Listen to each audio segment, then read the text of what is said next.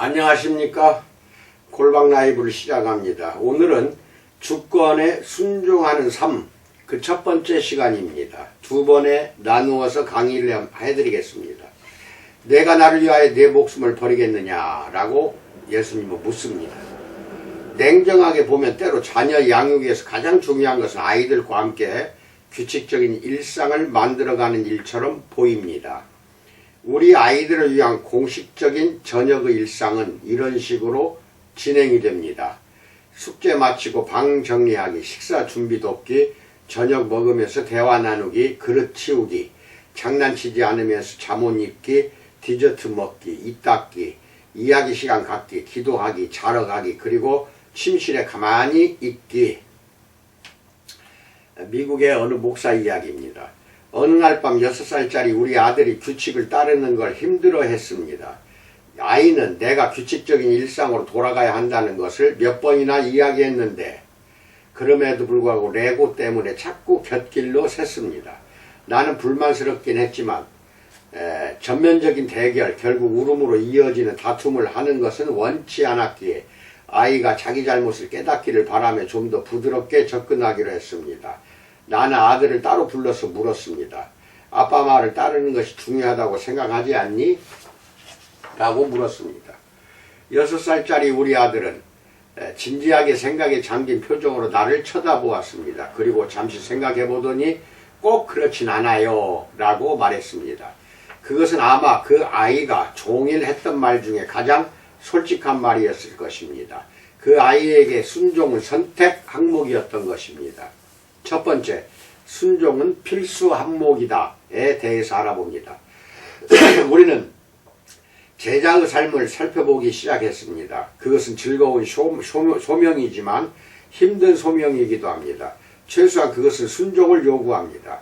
예수님이 사랑하신 제자로 알려진 요한은 예수님이 너희가 나를 사랑하면 나의 계명을 지키리라. 나를 사랑하지 아니하는 자는 내 말을 지키지 아니하나니 라고 요한복음 14장 15절과 24절에서 말씀하셨다고 기록합니다. 나중에 요한은 그를 아노라 하고 그의 계명을 지키지 아니하는 자는 거짓말하는 자요 진리가 그 속에 있지 아니하되 요한일서 2장 4절에서 그 요점을 강조합니다. 순종은 꼭 필요한 제자도의 표시입니다. 그것은 주님의 사랑의 사역에 마지못해 추가하는 것이 아니라 그 사랑에 대한 불가피한 반응입니다. 존 파이퍼는 예수님이 세상에 요구하시는 것이라는 책에서 주님이 요구하시는 순종은 그의 구속사역의 열매이며 그의 개인적인 영광을 나타내는 것이다 라고 말합니다. 20년 전 복음주의자들은 주제권 구원의 문제에 대해 옥신각신했습니다.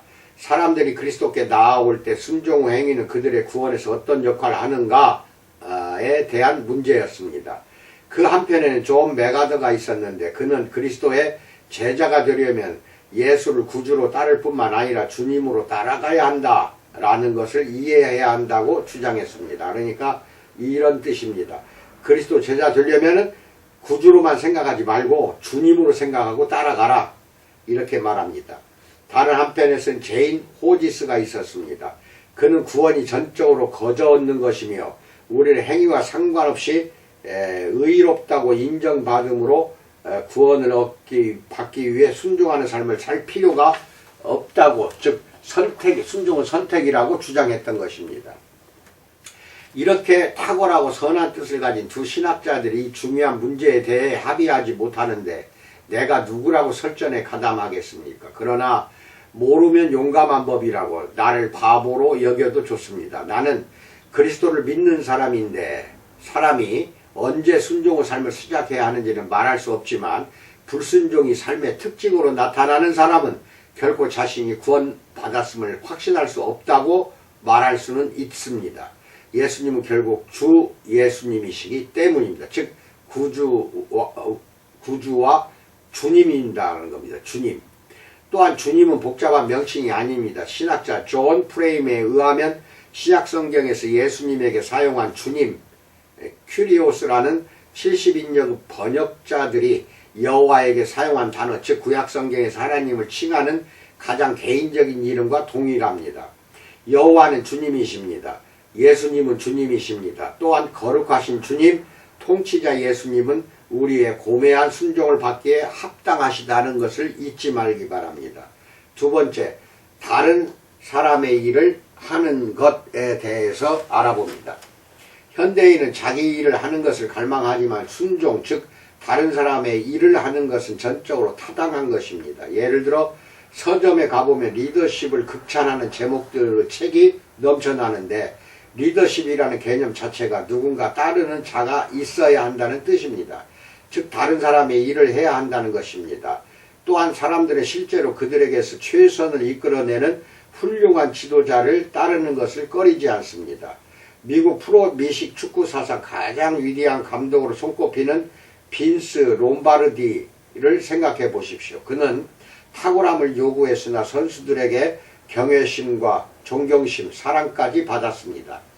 롬바르디는 1959년 시즌 전에 1승 10패였던 그린베이 패커스 팀에 와서 힘들어하는 선수들에게 최고가 되려면 노력을 해야 하고 그러려면 고통이 따를 것이라고 말했던 것입니다.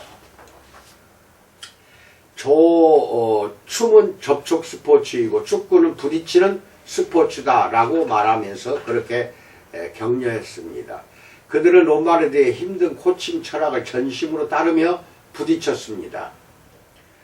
그 후 3년 만에 패커스 팀은 많은 세계 경기에서 우승을 했습니다. 예전 선수인 윌리 데이비스는 이렇게 말했습니다.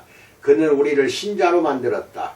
다른 팀이 무엇을 할 것인지 말해주었고 그들을 이기기 위해서 우리가 무엇을 해야 하는지 말해주었다. 그리고 그의 말은 항상 옳았다 라고 말합니다. 나중에 코치가 된 포레스트 그레그는 롬바르디가 앉아 라고 말하면 우리는 의자를 찾지 않았다 라고 말했습니다. 아무 데서나 앉았다는 겁니다. 그만큼 명령에 순종했다는 뜻이겠죠. 예수님은 얼마나 훌륭한 지도자이십니까? 그분은 우리의 헌신적인 섬김을 받기에 합당하지 않으신가요? 생각해보면 순종은 그리스도의 주 되심에 대한 유일하게 합당한 반응입니다. 예수님이 그의 제자들에게 너희는 나를 불러 주여 주여 하면서도 어찌하여 내가 말하는 것을 행하지 아니하느냐 누가복음 6장 46절에서 물으실 때 말씀하신 것이 바로 이 순종입니다. 우리가 예수님을 주라고 부른다면 우리에게는 그분에게 순종할 의무가 뒤따라 있습니다. 두 개념은 함께 갑니다. 즉 동전의 양면입니다. 그는 주님이십니다. 우리는 주님께 순종합니다. 그렇지만 종종 우리는 그렇게 하지 못하고 있습니다. 예수님이 배신당하시던 날 밤 제자들에게 곧 그들이 그를 떠날 거라고 경고하셨습니다.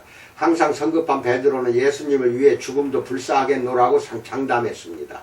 이 베드로라는 사람, 반석하고는 거리가 먼 그를 아시는 예수님은 날카로운 질문을 던지셨습니다. 네가 나를 위하여 내 목숨을 버리겠느냐? 라고 물었습니다. 그리고 이어지는 예수님의 고통스러운 대답은 누구도 듣고 싶지 않은 말이었습니다. 아직은 아니라는 것입니다. 그러나 어떤 제자들은 그것을 이해했던 것입니다. 모니카 시에라는 모든 것을 갖춘 것처럼 보였습니다. 플로리다 힐스버리 카운티의 최연소 순회재판소 판사로 선출된 그녀는 벤치를 몰고 14만 5천 달러의 급여를 받았으며 그녀의 지위에 따른 모든 특전을 누렸습니다. 하지만 2007년 11월에 3개월간 무보수로 한 선교단체에서 자원봉사를 하러 가겠다고 했습니다. 그 단체는 중동지방의 몇몇 난민보호소에 인도주의적 영적인 도움을 제공하는 곳입니다. 그러나 그 기간이 끝난 후 41세의 시에라는 훨씬 더 급진적인 길을 가겠다고 선언했습니다. 2008년 2월 1일에 그녀는 난민들 사이에서 사역하고자 판사직에서 물러났습니다. 그녀의 첫 번째 임기를 마치기 1년 전이었습니다. 그녀를 판사로 만들기 위해 많은 희생을 했던 친구들과 가족은 충격에 빠졌습니다.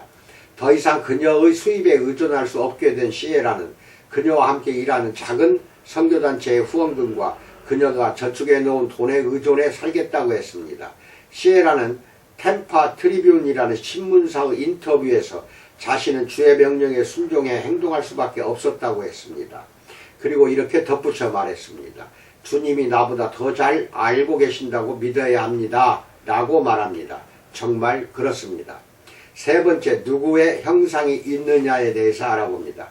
예수님은 우리에게 그렇게 급진적인 변화를 요구할 권리가 있으신가요? 그것은 좀 극단적이지 않은가요? 당신이 주님으로서 그분의 권리를 인정하지 않는다면 그럴 것입니다. 만일 우리가 아무데도 매이지 않는 자유로운 행위자로서 예수님에게 조언이나 영적인 특효약을 구하러 나온다면 그분의 주되심의 개념이 이해가 되지 않을 것입니다. 하지만 우리가 굶주린 상태에서 오직 그분만이 주실 수 있는 빵을 구하며 그분에게 나아간다면 다른 선택이 없을 것입니다. 우리는 다른 사람이 아닌 그분으로부터 행군 명령을 받아야만 합니다. 우리가 결정하는 것이 아니다 라고 팀 스태퍼드가 말했습니다. 우리는 누구에게도 죽음이 기다리는 곳으로 가는 것이 예수님이 원하시는 일이라고 말할 수 없다. 직장을 포기하고 모든 것을 팔아 가난한 자들에게 나누어 주는 것, 그것은 우리가 다른 사람에게 기대할 수 있는 일이 아니다. 오직 예수님만이 요구하실 수 있는 일이다 라고 말합니다. 예수님의 사역에 관한 한 이야기가 그 이유를 잘 설명해 줄 것입니다. 어느 날 예수님이 예루살렘에 계시는데 서기관들과 대제사장들이 예수님을 함정에 빠뜨리기 위해 교묘한 질문을 해왔습니다. 이 질문을 한 자들은 유대 백성이 그들을 억압하는 자들에게 세금을 내야 하는지를 예수님이 말씀해 주기를 원했습니다. 만약 예수님이 그렇다라고 대답하셨다면 사람들 보기에 그분의 신임이 떨어졌을 것이고, 아니다라고 했다면 본디오 빌라도가 예수님을 대중선동가나 제국의 반역자로 감옥에 보냈을 것입니다. 이에 예수님은 노동자의 하루 임금 정도 되는 동전 한 데나리온을 보라고 하셨습니다. 그리고 이렇게 물으셨습니다. 누구의 형상과 글이 여기 있느냐? 라고 물었습니다. 아마도 말씀을 하시면서 손안에 동전을 뒤집어 보이셨을 것입니다. 예수님이 그들을 위해 덫을 놓으신 것을 눈치채지 못하고 예수님을 고발하려고 했던 자들이 가이사의 것이니다 라고 불쑥 말하는 바람에 그들은 불리해졌습니다. 그러자 예수님은 말로 그들에게 일격을 가하셨습니다. 가이사의 것은 가이사에게, 하나님의 것은 하나님께 바치라 라고 말씀합니다. 그 메시지는 성경을 아는 유대인이랑 분명히 이해할 수 있었고, 성경은 서기관들과 대제사장들의 전문 분야였습니다. 가이사의 형상이 새겨진 것이 가이사의 것이라면 하나님의 형상이 새겨진 것들, 즉 남자와 여자들은 모두 하나님의 것입니다. 또한 예수님은 성자 하나님이십니다. 그분의 정체성은 우리의 DNA보다 더 확실하게 우리 안에 새겨져 있는 것입니다. 가이사가 데나리온에 대한 소유권을 주장했던 것만큼 명백하게 주 예수님은 우리의 소유자이십니다. 물론 예수님이 주님이신 이유는 우리를 창조하셨기 때문입니다. 하지만 다른 면에서도 그분은 주님이십니다. 우리는 그분의 주 되심의 여러 면들을 살펴볼 것입니다. 예수님의 질문들이 그것을 대면할 수밖에 없게 만들고 있습니다. 아멘. 1편은 여기까지입니다. 내일은 2편, 즉 순종하는 삶, 주권에 순종하는 삶 2편입니다. 2편을 하는데 네 번째부터 시작합니다. 네 번째. 그렇게 이해해 주시고 항상 코로나 조심하시고 건강하시기 바랍니다. 감사합니다.